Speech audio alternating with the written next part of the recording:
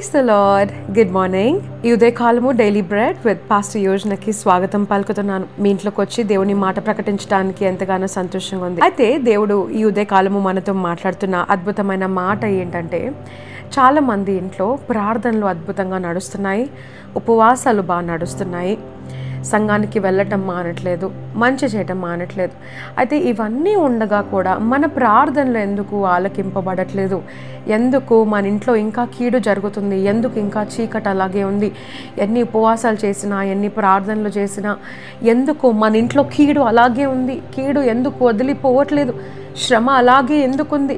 దేవుడు మన ప్రార్థన వినట్లేదా? అందరి ప్రార్థనలు విని మన ప్రార్థన వినట్లేదా అన్న వారితో దేవుడు మాట్లాడుతున్న మాట ఈ ఉదయకాలం ఏంటంటే, ఒక్క పని మనం చేయకుండా ఉంటున్నాము. అన్నీ చేస్తున్నాము, అన్నీ బాగానే ఉన్నాయి, కానీ ఒక్కటి మాత్రం మనం చేస్తున్నాం. అది చేస్తే కీడు మన ఇంట్లో నుంచి విడిచిపెట్టి పోదంట. అదేంటో తెలుసా?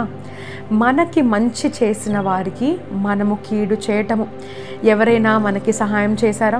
డబ్బు సహాయం అవసరతలో ఉన్న సమయంలో, అయ్యా నాకు డబ్బు ఇవ్వవా, దయచేసి నాకు డబ్బు అయ్యా అని నువ్వు అడుక్కున్న సమయంలో వారు నీకు సహాయం చేసిన వెంటనే ఆ డబ్బు నీకు వచ్చిన తర్వాత, నీ అవసరత తీరిపోయిన తర్వాత వారు తిరిగి డబ్బు అడిగినప్పుడు ఫోన్లు ఎత్తకపోవటము, ఫోన్లు ఎత్తకుండా మీరు అవాయిడ్ చేసి, బ్లాక్ చేసి, అసలు ఆ అబ్బాయి గురించి ఆలోచించడం మానేయటము, డబ్బులు ఇవ్వకపోవటము, లేదా ఎవరైనా మీకు అవసరతలో నీకు మంచి మాట చెప్పినా వాళ్ళు సాక్రిఫైస్ చేసి వారు నిన్ను ముందు ఒక మెట్టు ఎక్కించడానికి ట్రై చేసిన వారిని మీరు తొక్కేసి పైకి వెళ్ళాలని ట్రై చేస్తున్నారా?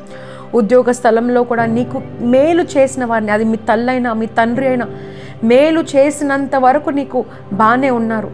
వాళ్ళు ఒక్కసారి అవసరత తీరిపోయిన తర్వాత వారిని ఫోన్ ఆన్సర్ చేయకపోవటము, తల్లిదండ్రులని పక్కన పెట్టేయటము, అన్నదమ్ములని పక్కన పెట్టేయటము, అక్క చెల్లెలని పక్కన పెట్టేయటం, మిగతా వాళ్ళని వాడుకోవటం మొదలు పెడుతున్నారా? అయితే దేవుడు ఈరోజు మనతో మాట్లాడుతున్న మాట చాలా అద్భుతమైన మాట నీతో ప్రకటించాలని ఇష్టపడుతున్నాను. దేవుని వాక్యంలో నుంచి సామెతల గ్రంథము 17:13 నుంచి తెలుగులో రాసుంటుంది ఇలాగా: మేలుకు ప్రతిగా కీడు చేయు వాని ఇంట నుండి కీడు తొలగిపోదు. Look at that. ఇది దేవుడు మాట్లాడుతున్న మాట.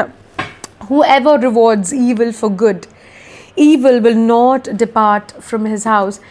మీరు అప్పుడు ఎన్ని ప్రార్థనలు చేసినా వ్యర్థమే, ఎన్ని ఉపవాసాలు ఉన్నా వ్యర్థమే. దేవుడు ఒక్క జ్ఞాపకం చేస్తున్నాడు, కృతజ్ఞత హృదయం నీకుందా? తిరిగి వారికి అవసరతల సమయంలో నువ్వు వారితో మాట్లాడుతున్నావా? తొక్కేస్తున్నావా? మాట్లాడుతున్నావా? వారిని పక్కన పెట్టేస్తున్నావా? వారిని జతగా కలుపుకుంటూ నడుస్తున్నావా? బయట గెలవటం కాదు, సొంత ఇంటి వారిని మొదట గెలిచి లోకాన్ని గెలటము ప్రాముఖ్యము. ఈరోజు చాలామంది ప్రవచనాత్మకంగా మాట్లాడుతున్న మాట, మీ అన్న తమ్ములతో మాట్లాడుతున్నారా? ఉద్యోగం వచ్చిన తర్వాత మీ అక్కని అన్నని మర్చిపోయారా?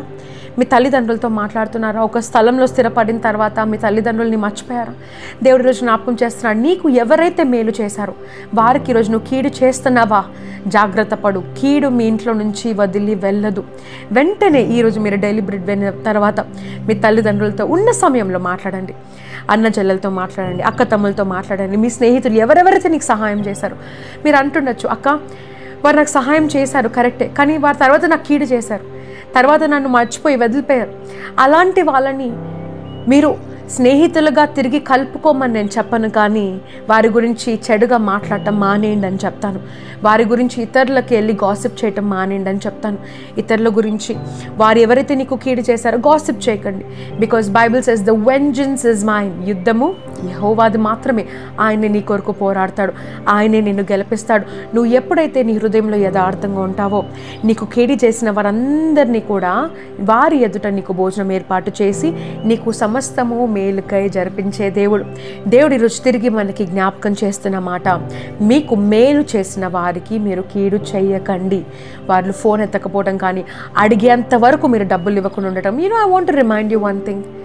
యాజ్ అ గుడ్ క్రిస్టియన్స్, క్రైస్తవులుగా, క్రీస్తును కనపరిచే బిడ్డలముగా ఎవరి దగ్గర నుంచి అయితే మీరు డబ్బులు తీసుకున్నారో వారు అడగక ముందే మీరు ఫోన్ చేసి నేను నీకు డబ్బులు రిటర్న్ చేద్దామని ఇష్టపడుతున్నాను అని చెప్పే బిడ్డలుగా ఉందామా? దేవుని గుణలక్షణం మనం కనపరిచే బిడ్డలుగా ఉందామా? బికాజ్ దేవుడు ఇచ్చేవాడు, తిరిగి తీసుకునేవాడు కాదు. అలా అని ఇచ్చిన వారిని వదిలిపెట్టే దేవుడు కాదు. మీరు ఒకవేళ సహాయము పొందిన బిడ్డలు అయి ఉన్నట్లయితే ఈరోజు నేను జ్ఞాపకం చేస్తున్నాను, మీరు దాచుకోకండి, దొంగలించకండి, ఫోన్లు ఎత్తటం మానకుండా మీరు ఫోన్ చేసి వారికి డబ్బులు ఇచ్చినట్లయితే వారు నీలో ఉన్న దేవుడిని ఘనపరుస్తారు. వారు వేరే మతంలో ఉన్నవారైతే ఇస్తే ఈ బిడ్డకు డబ్బులు ఇవ్వాలి, ఖచ్చితంగా నాకు తిరిగి ఇస్తుందని జ్ఞాపకం ఉంచుకొని నీతో వ్యాపారం చేయడానికి ఇష్టపడే వ్యక్తులుగా ఉండాలి. ఈరోజు మన ఇంట్లో నుంచి కీడు తొలగిపోవాలంటే ఉపవాసనలు, ప్రార్థనలు ఇవన్నీ ఎంత ఇంపార్టెంటో మనకి మంచి చేసిన వారిని మర్చిపోకుండా ఉండటం కూడా అంతే ఇంపార్టెంట్ అని నేర్చుకున్నాము కదా. కళ్ళు మూసుకుందామా, ప్రార్థన చేసుకుందాము. ఉదయకాలము పరిశుద్ధ దేవ, మహాగణుడా, నీకు స్తోత్రములు అర్పిస్తున్నాను. వాక్యము ద్వారా మాట్లాడిన దేవ, మేలు మా ఇంటి నుంచి తొలగిపోకుండా ఉండాలంటే అయ్యా మీరు చేయమంటున్న మాట, మాకు కీడు చేసిన వారిని క్షమించటము, మేలు చేసిన వారికి కీడు చేయకుండా ఉండటము. అయ్యా మేము మర్చిపోకుండా మా తల్లిదండ్రులను, మా అక్క చెల్లెలను, ఎవరెవరైతే మాకు మేలు చేశారో వాళ్ళందరినీ మేము ఈరోజు జ్ఞాపకం చేసుకుంటున్నాము. వారు చేసిన మేళ్ళను బట్టి నీకు వందనాలు అయ్యా. వారి అవసరతలను తీర్చండి, వారికి గాబ్ర దూతల్ని తోడించి వారికి ఆరోగ్యముతో నింపండి అయ్యా. మా జీవితాల్లో మాకు నేర్పించండి అయ్యా, ఎలా వారికి మంచి చేయాలో, ఎలా చెడు మాట్లాడకుండా ఉండాలో, సహనముతో ఓర్పుతో నేను ఎలా ప్రేమించాలో, ఎలా మా ఇంటి నుంచి మేలును పోగొట్టుకోకుండా కాపాడుకోవాలని వాక్యము ద్వారా నాకు నేర్పించినందుకు నీకు స్తోత్రములు అర్పిస్తూ ఈ ఉదయకాలం అంతా చూస్తున్న ఈ బిడ్డను మీరు దీవించి నడిపించి సహాయము చేసి ముందుకు తీసుకెళ్ళమని యేసయ్య నామమున ప్రార్థిస్తున్నాము తండ్రి, ఆమెన్. ఈ అద్భుతమైన మాట నిన్ను దీవించునుగాక. తిరిగి రేపు మళ్ళీ ఎపిసోడ్లో మళ్ళీ కలుస్తాను. కింద కామెంట్ రూపంలో మీ ప్రార్థన రిక్వెస్ట్ మాకు తెలియచేయమని వేడుకుంటున్నాను. God bless you. See you tomorrow.